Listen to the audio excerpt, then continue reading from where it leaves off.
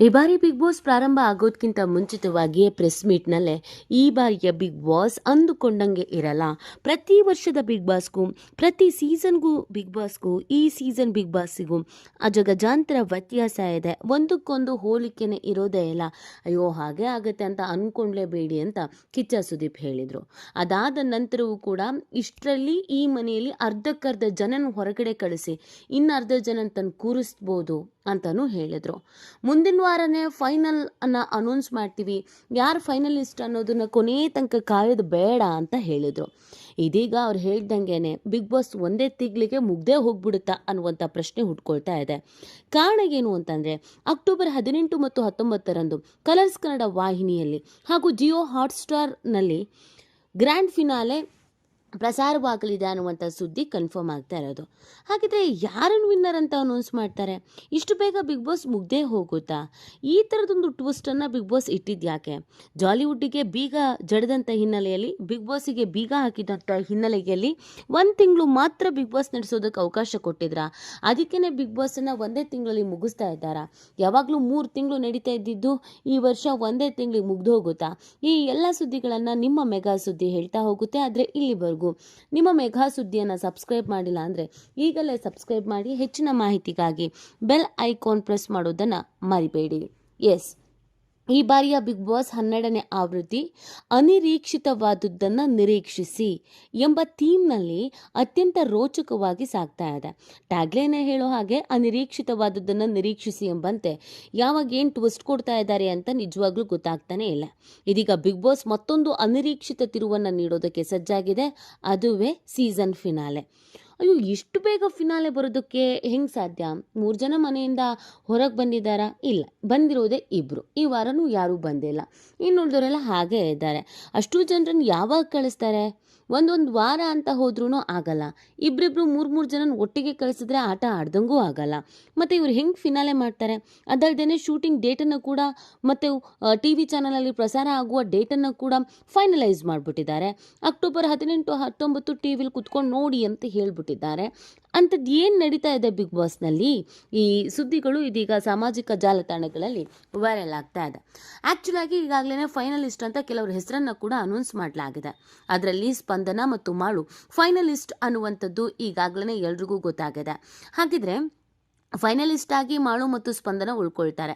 ಇನ್ನುಳಿದವ್ರ ಕತೆಗೆ ಏನು? ಯಾರು ವಿನ್ನರು? ಈ ಪ್ರಶ್ನೆಗೆ ಉತ್ತರ, ಇದೇ ಮೊದಲ ಬಾರಿಗೆ 3 ವಾರಕ್ಕೆ ಫಿನಾಲೆ ನಡೀತಾ ಇದೆ.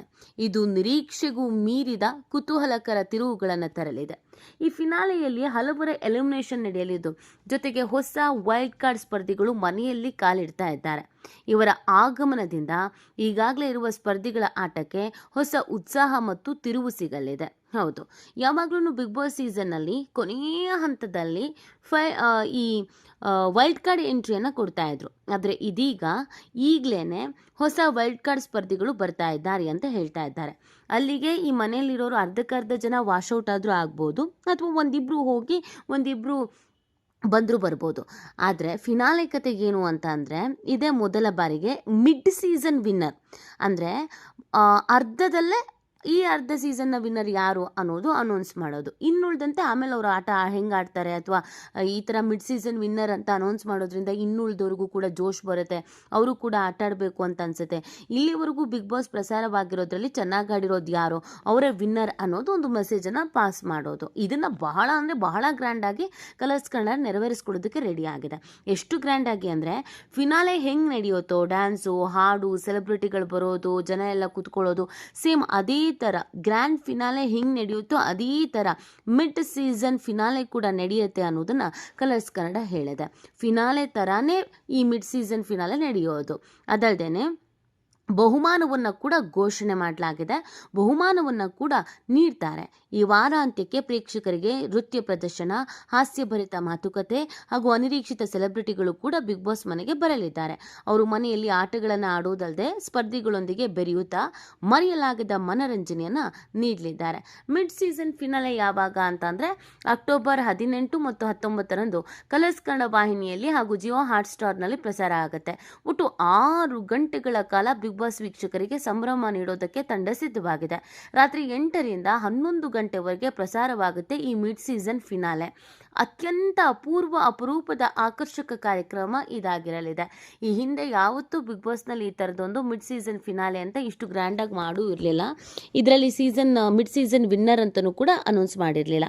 ಅಲ್ಲಿಗೆ ಈ ಬಾರಿ ಬಿಗ್ ಬಾಸ್ನಲ್ಲಿ ಎರಡೆರಡು ವಿನ್ನರ್ ಆಗ್ತಾರೆ. ಯಾರಾದರೂ ಇಬ್ಬರು ಆದರೆ, ಒಬ್ಬರು ಮಿಡ್ ಸೀಸನ್ ಫಿನಾಲೆ ವಿನ್ನರ್ ಇವರು, ಇನ್ನೊಬ್ಬರು ಫೈನಲ್ ವಿನ್ನರ್ ಇವರು ಅಂತ. ಅಥವಾ ಮಿಡ್ ಸೀಸನಲ್ಲಿ ವಿನ್ನರ್ ಆದವರೇ ಫೈನಲಲ್ಲಿ ವಿನ್ನರ್ ಆದ್ರೂ ಕೂಡ ಏನು ಆಶ್ಚರ್ಯ ಇಲ್ಲ. ಒಟ್ಟಿನಲ್ಲಿ ಒಂದು ಗ್ರ್ಯಾಂಡ್ ಫಿನಾಲೆ ಹೆಂಗೆ ಮಾಡ್ತಾ ಇದ್ರು ಅದೇ ಥರ ಇದನ್ನ ಮಾಡ್ತಾರೆ. ಇನ್ನು ಯಾರು ಫೈನಲಿಸ್ಟು ಟ್ರೋಫಿಯನ್ನು ಪಡ್ಕೊಳ್ತಾರೆ, ಯಾರು ಫೈನಲಿಸ್ಟು ಬಹುಮಾನವನ್ನು ಪಡ್ಕೊಳ್ತಾರೆ, ಆ ಲಿಸ್ಟ್ನಲ್ಲಿ ಯಾರೆಲ್ಲ ಇದ್ದಾರೆ ಅಂತ ನೋಡೋದಾದರೆ ಕಾಕ್ರೋಚ್ ಸುದಿ, ಅಶ್ವಿನಿ ಗೌಡ, ಮಾಳು ನಿಪನಾಳ ಹಾಗೂ ಸ್ಪಂದನ, ಈ 4 ಮಂದಿ 3ನೇ ವಾರಕ್ಕೆ ಫೈನಲಿಸ್ಟ್ ಸ್ಪರ್ಧಿಗಳಾಗಿ ಆಯ್ಕೆ ಆಗಿದ್ದಾರೆ. ಉಳಿದವರು ಎಲ್ಲ ಈ ವಾರ ನಾಮಿನೇಟ್ ಆಗಿದ್ದಾರೆ. ಮನೆಯಿಂದ ಉಳಿದವರಲ್ಲಿ ಯಾರು ಬೇಕಾದರೂ ಹೊರಗಡೆ ಹೋಗ್ಬೋದು. ಹೊರಗಡೆ ಬಂದು ಇನ್ನುಳಿದ ಬೇರೆ ಯಾರಾದರೂ ವೈಲ್ಡ್ ಕಾರ್ಡ್ ಎಂಟ್ರಿಲಿ ಒಳಗಡೆ ಹೋಗ್ಬೋದು. ಸೊ ಈಗ ಇದ್ದಂಥ 4 ಜನ ಕಾಕ್ರೋಚ್ ಸುದಿ, ಅಶ್ವಿನಿ ಗೌಡ, ಮಾಳು ಹಾಗೇನೆ ಸ್ಪಂದನ, ಇವ್ರುಗಳು ಮಿಡ್ ಫೈನಲಿಸ್ಟ್ಗಳಾಗಿ ಯಾರು ವಿನ್ನರ್ ಆಗ್ತಾರೆ ಅನ್ನೋದನ್ನು ಕಾದು ನೋಡಬೇಕಾಗಿದೆ. ಈ ಬಗ್ಗೆ ನಿಮ್ಗೇನು ಅನಿಸುತ್ತೆ ಅನ್ನೋದನ್ನು ನೀವು ಕೂಡ ಕಮೆಂಟ್ ಮಾಡಿ ನಿಮ್ಮ ಅನಿಸಿಕೆ ಮತ್ತು ಅಭಿಪ್ರಾಯವನ್ನು ತಿಳಿಸಬಹುದು.